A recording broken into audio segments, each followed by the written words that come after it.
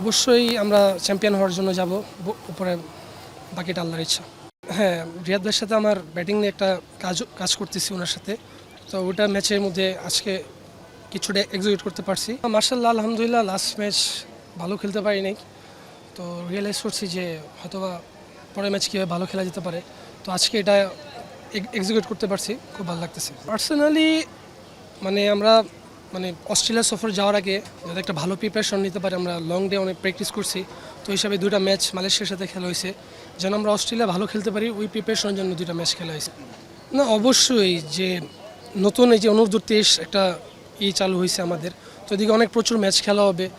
Same আমাদের NCL একটা নিচে একটা টিম আছে, ওটাতে অনেক ম্যাচ খেলার সুযোগ আছে। যদি প্রত্যেকটা প্লেয়ার রেগুলার ম্যাচের মধ্যে থাকে, তো তার স্কিলটা আস্তে আস্তে ডেভেলপ হবে। তো খেলতে পারিনি, বাট আফসোস নাই, কিন্তু আমি ওদিকে চেষ্টা করছি। বিপিএলে লাস্ট ইয়ার আমি কোনো ম্যাচ খেলতে পারিনি, একটু খারাপ লাগছে, বাট প্র্যাকটিসটা রেগুলার করছি, প্রসেসে ছিলাম যেন সামনে খেলাগুলোতে যেন ভালো খেলতে পারি। অবশ্যই যদি আমরা টসটা জিততাম, তো ব্যাটিং করলে আমরা হয়তোবা সবাই ব্যাটিং করার একটা অপশান থাকতো, বাট আনফর্চুনেটলি আমরা ব্যাটিংটা পাইনি, বোলিং পাইছি।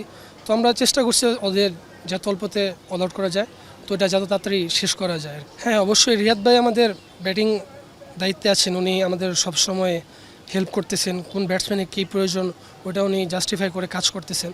তো মার্শাল্লাহ, রিয়াদ ভাই, সোহেল স্যার, বাকি যারা স্যার আছেন তারা সবাই ভালো কাজ করতেছে। হ্যাঁ, রিয়াদ ভাইয়ের সাথে আমার ব্যাটিং নিয়ে একটা কাজ করতেছি ওনার সাথে।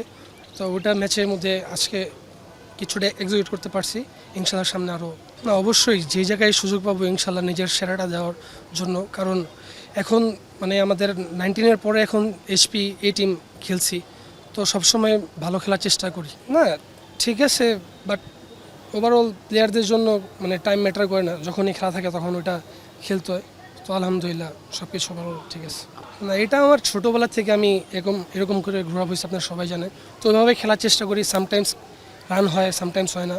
তো আমি ওইটা এত অরিড হই না যখন রান করি না, তখন আমি প্রসেসে থাকার চেষ্টা করি, নিজের কাজগুলো করি, যেন আবার কামব্যাক করতে পারি খুব তাড়াতাড়ি। অবশ্যই আমরা চ্যাম্পিয়ন হওয়ার জন্য যাব, উপরে বাকিটা আল্লাহর ইচ্ছা।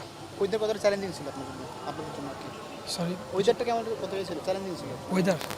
ওয়েদার ওকে, ওয়েদারটা যারা আমরা নর্মালি বাঙালি মানুষ, নর্মাল যে ওয়েদার থাকে এটাই ছিল। ঠিক আছে, থ্যাংক ইউ। শীতকাল আসছে।